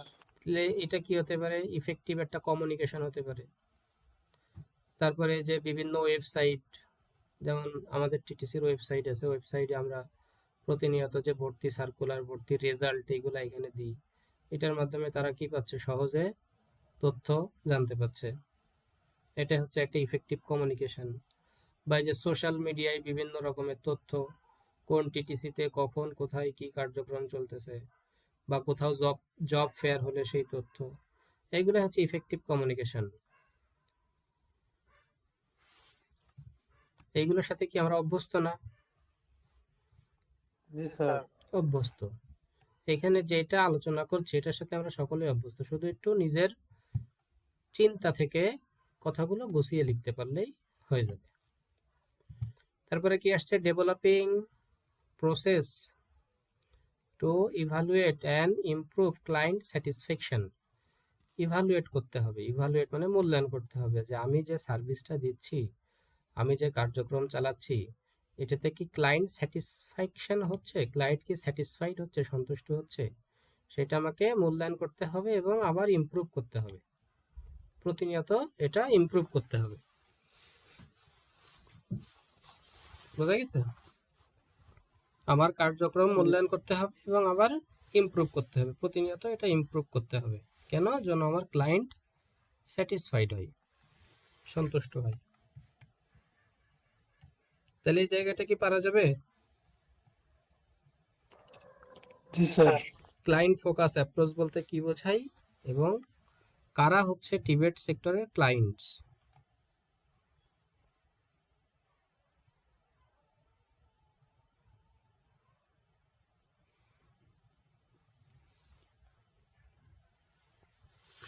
এই যে এখানে কিছু ফোকাসের কথা বলা আছে। A focus on individual learner object such as. এই যে ইন্ডিভিজুয়াল লার্নারদেরকে আমরা কি করব, এই যে এখানে বলা আছে না, ইন্ডিভিজুয়াল লার্নার্সদের সম্পর্কে। তা ইন্ডিভিজুয়াল লার্নার্সদের যে অবজেক্টিভ, তাদের কি কি উদ্দেশ্য থাকতে পারে? সে নতুন স্কিল সম্পর্কে জানতে চাইতে পারে, নির্দিষ্ট কম্পিটেন্সি সম্পর্কে জানতে চাইতে পারে, টার্গেট কোয়ালিফিকেশনস থাকতে পারে, তার নতুন ক্যারিয়ার সম্পর্কে সে জানতে চাইতে পারে, ক্যারিয়ার অ্যাডভান্সমেন্ট, কোন ক্যারিয়ার গ্রহণ করলে তার জন্য ভালো হবে সেটা সে জানতে পারে, সে ল্যাঙ্গুয়েজ ইমপ্রুভমেন্টের জন্য আসতে পারে। যেমন এই যে বিভিন্ন টিটিসিতে ভাষা প্রশিক্ষণ হয় না, কোরিয়ান, জাপানিজ, ইংলিশ, ইটালি, তাহলে তার ল্যাঙ্গুয়েজ ইমপ্রুভমেন্টের জন্য সে আসতে পারে। তারপর client centred approach, client centred approach গুরুত্বপূর্ণ একটা line, client centred approach. Client centred মানে কাস্টমার ভিত্তিক, অর্থাৎ আমার যারা ক্লায়েন্টকে সর্বোচ্চ গুরুত্ব দিয়ে আমার কার্যক্রম পরিচালনা করা। আমার অ্যাপ্রোচটা কেমন হবে? Client centred. ক্লায়েন্টটাই থাকবে আমার এখানে মুখ্য বিষয়, তাকে সন্তুষ্ট করা, তাকে স্যাটিসফাই করা, তার চাহিদা পূরণ করা, এটাই থাকবে আমার মুখ্য বিষয়। সেটাই হচ্ছে ক্লায়েন্ট সেন্টার্ড অ্যাপ্রোচ। অর্থাৎ আমার যত অ্যাপ্রোচ আছে, যত কার্যক্রম আছে, সব হবে ক্লায়েন্ট সেন্টার্ড, ক্লায়েন্ট ভিত্তিক, ক্লায়েন্টকে কেন্দ্র করে। বুঝা গেছে? তারপর preference for particular learning style, learning স্টাইলের প্রিফারেন্স দেওয়া, সুবিধা দেওয়া। লার্নিং স্টাইলের সুবিধা দেওয়া বলতে কেউ দেখা যাচ্ছে প্র্যাকটিক্যাল ক্লাস বেশি করতে চাইবে, কেউ দেখা যাচ্ছে থিওরি ক্লাস বেশি করতে চাইবে, কেউ দেখা যাচ্ছে অনেক সময় কি আছে যে অনেক সময় দেখা যাচ্ছে ফিমেল ক্যান্ডিডেট আছে, সে পর্দাশীল, সে অন্য মেল ক্যান্ডিডেটদের সাথে একই জায়গায় কাজ করতে চাচ্ছে না, তাহলে তাকে আমার পার্টিকুলার লার্নিং স্টাইল, সে হচ্ছে আলাদাভাবে শিখতে চাই, তার পার্টিকুলার লার্নিং স্টাইলকে আমার গুরুত্ব দিতে হবে। সেই জন্য একা একা প্র্যাকটিস করতে পারে বা শিখতে পারে, সেই সুযোগ আমার তাকে করে দিতে হবে। এটা হচ্ছে পার্টিকুলার লার্নিং স্টাইলস। তারপরে individual learning support system. Individual learning support system দেখা যাচ্ছে একজন ক্লাসে বুঝতে পারছে না বা সবার মাঝে হয়তো সে প্রশ্ন করতে পারতেছে না, তাহলে তাকে আমার আলাদাভাবে প্রশ্ন করা বা বুঝিয়ে দেওয়ার মতো ব্যবস্থা রাখতে হবে। এগুলাই হচ্ছে আমার ক্লায়েন্ট ফোকাস বা ক্লায়েন্ট সেন্টার্ড অ্যাপ্রোচ, অর্থাৎ ক্লায়েন্টের কথা চিন্তা করে আমি সব রকম সুযোগ সুবিধা নিশ্চিত করব।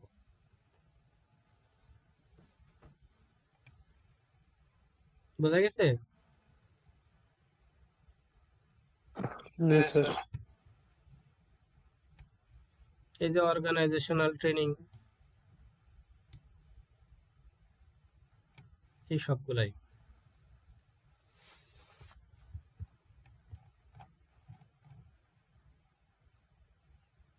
আমি এই যে বারবার যে বিষয়টা একটু বলছি যে এই যে কোশ্চেন যেটা সেলফ চেক, এই সেলফ চেকটা সবাই একটু দেখতে হবে। সেলফ চেকের মধ্যে হচ্ছে গুরুত্বপূর্ণ প্রশ্নগুলো দেওয়া থাকে, আর সেলফ চেকের পরে এসে এই যে আনসার কিতে সেগুলোর উত্তর আবার দেওয়া থাকে।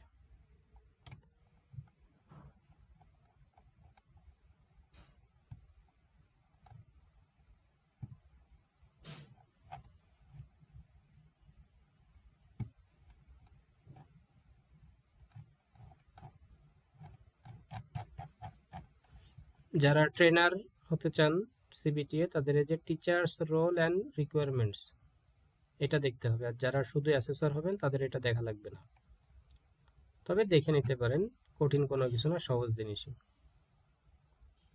কি কি বিষয় বলা আছে এখানে? এখানে যে বিষয় বলা আছে সেটা হচ্ছে know a little about the learner, অর্থাৎ লার্নারদের সম্পর্কে জানা, including why they are doing the training and or assessment, অর্থাৎ আপনি যাদেরকে শেখাবেন তাদের সম্পর্কে জানা, কারণ তাদের সম্পর্কে যদি আপনি না জানেন আপনি ভালোভাবে শেখাতে পারবেন না। এটা কি একটা কমন কথা না আনকমন কথা বলেন তো? কমন কথা স্যার। কমন কথা। আপনি যে স্কুলে পড়ছেন ওই স্কুলের টিচার বা ওই ক্লাসের টিচার যদি জানে যে কাকে জোরে কথা বললে সে ভয় পাবে, তার সামনে তো জোরে কথা বলা যাবে না।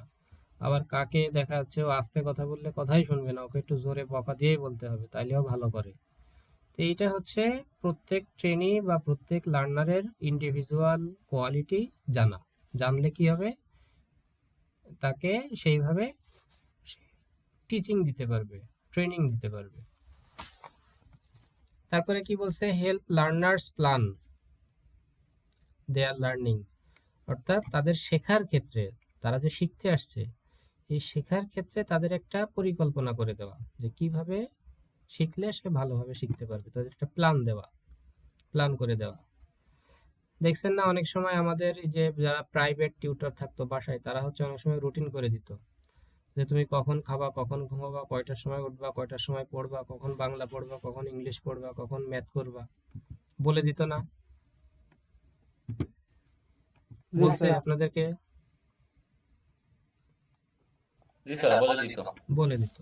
সেটাই হচ্ছে যে help learners plan their learning, তাদের শেখার পরিকল্পনা দেওয়া বা পরিকল্পনা করে দেওয়া। Describe qualification pathway, qualification pathway, qualification পাথওয়েটা কি? অর্থাৎ তার যে যোগ্যতা সে এখানে অর্জন করতে এসছে তার রাস্তাটা তাকে দেখানো, যোগ্যতা অর্জন করতে এসেছে তার রাস্তাটা তাকে দেখানো। কেউ দেখা যাচ্ছে লেভেল 1 করতে আসছে, আপনি তাকে বলবেন যে তুমি লেভেল 1-এর পরে লেভেল 2 করবা, লেভেল 2 করলে তোমার এই সুবিধা পাবা, তোমার বেতন বাড়বে, তোমার যোগ্যতা বাড়বে, তুমি আরো ভালো শিখতে পারবা। লেভেল 2-এর পরে লেভেল 3 করবা, লেভেল 4 করবা, 5 করবা, 6 করবা। তুমি যদি 6 করতে পারো তাহলে তুমি সাব অ্যাসিস্ট্যান্ট ইঞ্জিনিয়ারের সমান বেতন পাবা। এই হচ্ছে কোয়ালিফিকেশন পাথওয়ে, তাকে ডিসক্রাইব করা, বুঝিয়ে দেওয়া। বোঝা গেছে? Take the initiative to generate and encourage communication, অর্থাৎ এনকারেজ করতে হবে কেন? জেনারেট অ্যান্ড এনকারেজ কমিউনিকেশন, তার কমিউনিকেশন স্কিলটা জন্য বাড়ে। কমিউনিকেশন স্কিল না থাকলে সে কোনো পেশাতেই ভালো করতে পারবে না। না তার সে কোনো অসুবিধা হলে তার যে সুপারভাইজার থাকবে বা সিনিয়র থাকবে তাকে বলতে পারবে। সে দেখাচ্ছে অসুস্থ কিন্তু সে লজ্জায় বলতেই পারছে না তার সুপারভাইজারকে, তাহলে সে কি ভালোভাবে কাজ করতে পারবে? পারবে না। তাহলে এই যে এনকারেজ করতে হবে তাকে কমিউনিকেশনের জন্য, কমিউনিকেশন স্কিল বাড়ানোর জন্য। তারপর advice learner to your ability for contact, advice learner of your ability for contact including any limits, অর্থাৎ যে কোনো সীমাবদ্ধতাই সেজন্য যোগাযোগ করতে পারে, কন্ট্যাক্ট করতে পারে। দেখা যাচ্ছে তার একটা টুলস নষ্ট হয়ে গেছে বা টুলসের ক্ষতিগ্রস্ত হয়েছে বা একটা মেশিন নষ্ট হয়ে গেছে, সেই জন্য সেটা যোগাযোগ করে সমাধান করতে পারে বা ঊর্ধ্বতন কর্তৃপক্ষকে জানাতে পারে। বা কিভাবে জানাতে হয়, অনেক সময় দেখা যাচ্ছে একজনের ছুটি লাগবে, একটা দাওয়াত আছে বা কোনো ইমার্জেন্সি ইস্যু আছে, তাহলে তাকে সেই ছুটির বিষয় বা তার যে ছুটি লাগবে এটা একটা যে নিয়মের মধ্যে জানাতে হয়, এটাও তাকে শেখাতে হবে। যে স্কুলে যেরকম আমরা কি অ্যাপ ছুটির জন্য আবেদন লেখা শিখেছি, অ্যাপ্লিকেশন লেখা শিখেছি, এটাও ঠিক সেরকম ব্যাপার।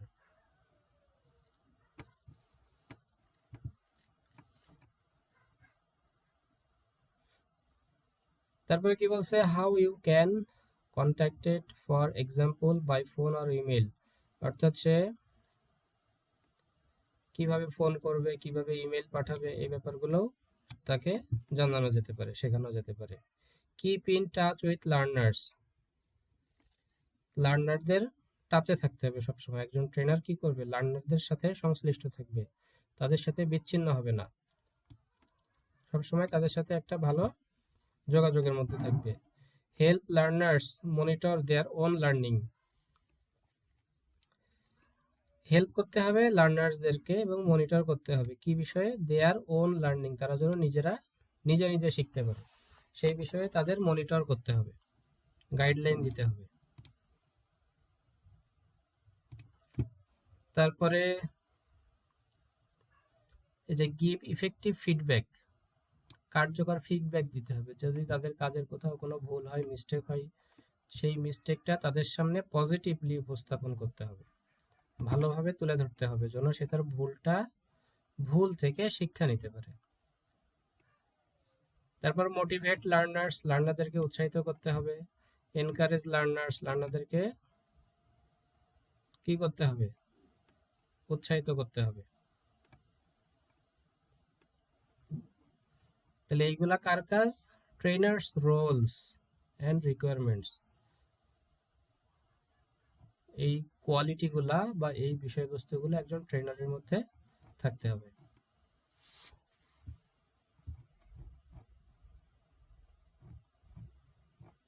তাহলে এই হচ্ছে মোটামুটি আমাদের module 1 work effectively within Tibet sector এখানে ছিল। তাহলে এটা মোটামুটি আমাদের শেষ হয়ে গেছে। এখন এটার পরে আমরা একটা অ্যাসেসমেন্ট নিব আগামীকাল। এই মডিউলের উপরে আমরা আগামীকাল একটা ফরমেটিভ টেস্ট নিব, ফরমেটিভ অ্যাসেসমেন্ট। ফরমেটিভ অ্যাসেসমেন্ট কোনটা, যেটা হচ্ছে ক্যান্ডিডেটের অবস্থা যাচাই করা যায়, যে সে কতটুকু শিখলো, কতটুকু বুঝলো, এবং ক্যান্ডিডেটও তার নিজের অবস্থান জানতে পারবে যে সে কতটুকু বুঝতেছে। বোঝা গেছে তাহলে? জি স্যার। জি স্যার। স্যার এখানে 1 নম্বর সিবিএলএম এর যে প্রশ্নগুলো স্যার হচ্ছে খুব বেশি ইম্পর্টেন্ট, সেগুলো আমাদেরকে একটু মার্ক করে দিলে ভালো হতো স্যার। যা শেখালাম সবই ইম্পর্টেন্ট, অনেক পৃষ্ঠা আমি এখান থেকে বাদ দিয়ে আসছি। বোঝা গেছে? যেগুলো ইম্পর্টেন্ট সেগুলোই আমি আলোচনা করছি, অনেক পৃষ্ঠা কিন্তু আমি এখান থেকে টান দিয়ে নিচের দিকে চলে আসছি, বাদ দিয়ে গেছি।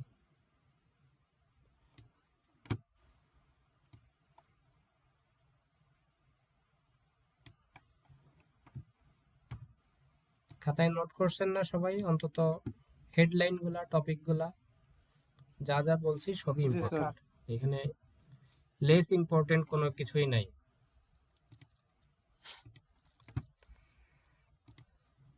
তাহলে মোটামুটি আজকের সেশন নিয়ে কারোর কোনো প্রশ্ন আছে কিনা? আর কয় মিনিট সময় আছে? 3 মিনিট সময় আছে এই লিংকের। না স্যার, কোনো কোশ্চেন নেই। তাহলে স্যার আমাদের কালকে ক্লাসটা কি হবে স্যার? কালকে তো শবে বরাতের নামাজের জন্য 2 ঘন্টা ক্লাস করে তারপরে নামাজ কালাম পড়বেন। আচ্ছা ঠিক আছে স্যার। নামাজ পড়ার জন্য তো আছে, অনেক সময় পাচ্ছেন, অসুবিধা কি? 2 ঘন্টা ক্লাস করবেন।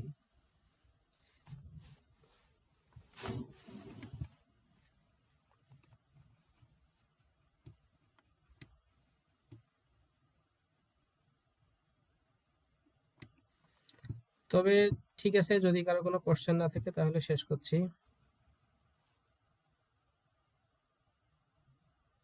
আর সবাই হচ্ছে যার যার অকুপেশনের সিএস এটা প্রিন্ট করবেন। আগামীতে প্রত্যেকটা ক্লাসে কিন্তু আমরা যখন যেহেতু এই যে প্র্যাকটিক্যাল ক্লাসগুলা যে ঢুকবো, সিবিটি এর যে প্র্যাকটিক্যাল কাজ যেগুলো আছে সেখানে যখন যাব আমাদের স্কিলের সিএস গুলো লাগবে। তো ঠিক আছে, সকলে ভালো থাকেন।